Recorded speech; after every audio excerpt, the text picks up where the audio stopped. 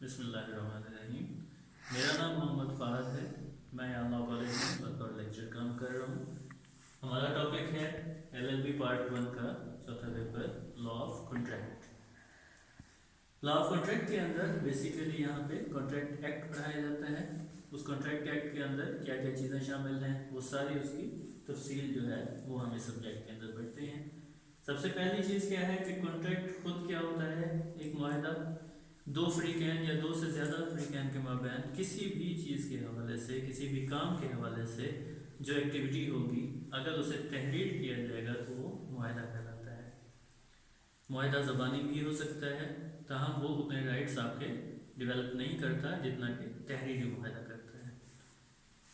सबसे पहली चीज़ उसके अंदर है प्रपोजल, यानी आप किसी से कोई काम करवाना चाह रहे हैं या कोई एक्टिविटी परफॉर्म करना चाह रहे हैं, तो उसके लिए आप सबसे पहले प्रपोजल दें कि भाई मैंने ये काम करना है या करवाना है इस तरीके से।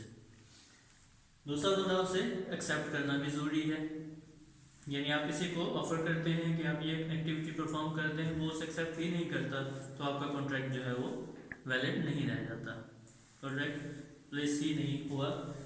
उसके बाद उसकी कंसिडरेशन सबसे अहम चीज़ है, यानी आपने किसी बंदे से कोई काम करवाया है तो आप उसके अगेंस्ट उसे क्या पे कर रहे हैं। किसी भी फॉर्म के अंदर कुछ ना कुछ आप उसे पे करते हैं, वो मॉनेटरी फॉर्म में भी हो सकता है, किसी और फॉर्म में भी हो सकता है।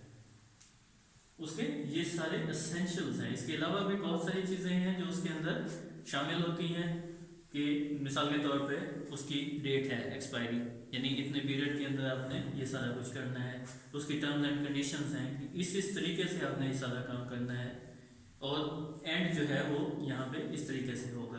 ये सारा कुछ आप उसके अंदर डिस्कस करते हैं। उसके अंदर सबसे अहम जो चीज़ है वो है पार्टीज़।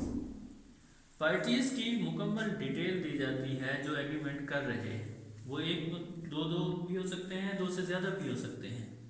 उन सब की डिटेल और उनका पर्टिकुलर रोल उसके अंदर लिखा जाता है कि वो पार्टीज़ क्यों हैं, उनका वहाँ पे फंक्शन क्या है, और वो फंक्शन या वो ड्यूटीज़ या ऑब्लिगेशंस पूरी नहीं करेंगी तो उनके कौन कौन से राइट्स जो हैं वो इन्फ्रिंज होंगे।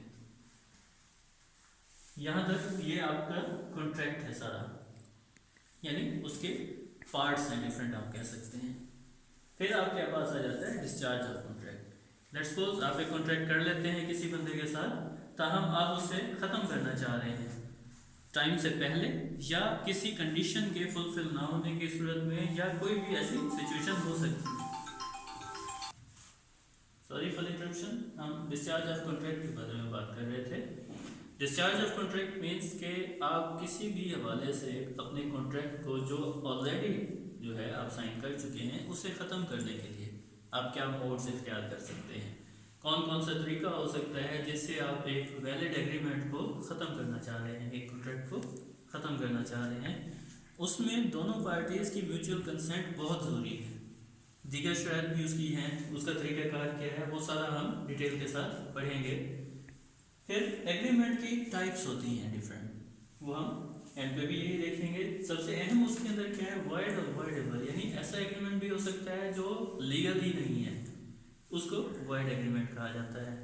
मिसाल के तौर पे दो लोग एग्रीमेंट कर लेते हैं कि जनाब हमने डकैती लगानी है। अब वो कहने को तो एग्रीमेंट है, उसके तमाम वो कंडीशंस भी पूरी कर रहे हैं, ताहम लॉ उसे परमिट नहीं करता, लिहाजा वो वॉइड हो जाता है। कुछ एग्रीमेंट्स ऐसे भी होते हैं जो वॉइडेबल होते हैं, यानी पहले से वॉइड नहीं होते, लेकिन कहीं पे आके कोई ऐसी प्रोविजन या कोई ऐसी लिमिटेशन आ जाती है जिसकी वजह से वो एग्रीमेंट्स वॉइड करार दिए जा सकते हैं लॉ की ही रोशनी में।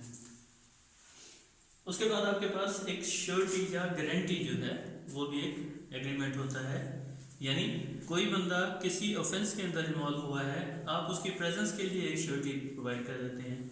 कोई बंदा गार्डियन केस फाइल करता है, उस गार्डियन की या उस सक्सेशन की सूरत में, सक्सेशन भी केस आप फाइल करते हैं किसी बंदे के एक्सपायर होने की सूरत में, उसकी प्रॉपर्टी से मुताल्लिक कोई भी एक्टिविटी है उसके लिए आप बतौर श्योरिटी जो है एक एग्रीमेंट जो है वो कोर्ट में पेश करते हैं कि जनाब ये एक्टिविटी है, ये प्रॉपर्टी है, ये एसेट्स हैं, इनको चेंज होने में या लिक्विडेट होने की सूरत में मैं जिम्मेदार हूँ, यानी प्रॉपर तरीके से ये हों।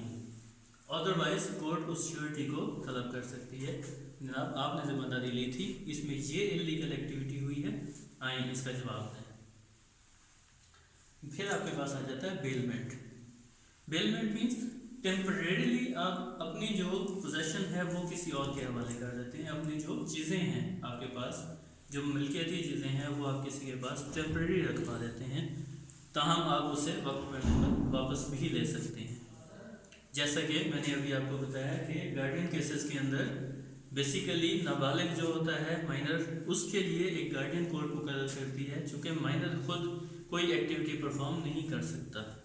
अब वही जो गार्डियन है वो उसकी प्रॉपर्टी का भी गार्डियन होता है, तो वो टेम्परेरीली उसका मालिक है, ताहम उसे वो बेच नहीं सकता, और मालिक के उसके जब वो मेच्योर हो जाएगा उसे वो वापस करने का पाबंद है, और उसी सूरत में वापस करने का पाबंद है जिस सूरत में वो दिया गया था।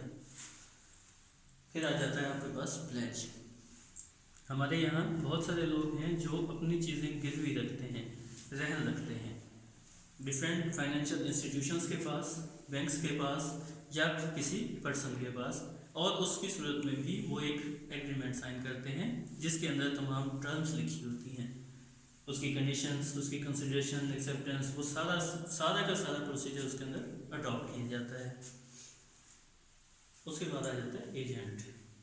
समटाइम्स ये होता है कि एग्रीमेंट आप खुद नहीं करते, आपके बिहाफ पे कोई और बंदा कर देता है, ताहम उस बंदे को आपने अथोराइज किया हुआ होता है, तो जो बंदा फर्स्ट एग्रीमेंट साइन कर रहा है वो प्रिंसिपल कहलाता है, जो बंदा उसके बिहाफ पे काम कर रहा है वो उसका एजेंट कहलाता है।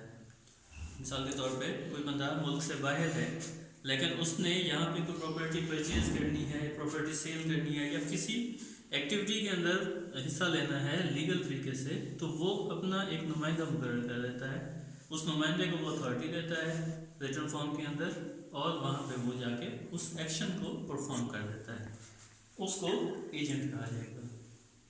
फिर इसकी टाइप्स हैं, एग्रीमेंट कितने किस्म के हो सकते हैं, उनकी क्या क्या सूरत हाल हो सकती है, क्या कंडीशंस हो सकती हैं, किन सूरतों में हो सकते हैं, किन सूरतों में नहीं हो सकते हैं, ज़बानी हो सकता है, तहरीरी हो सकता है, तो उन सब चीज़ों को कैसे डील करना है, कैसे हैंडल करना है, वो सारा का सारा आप इसके अंदर देखते हैं।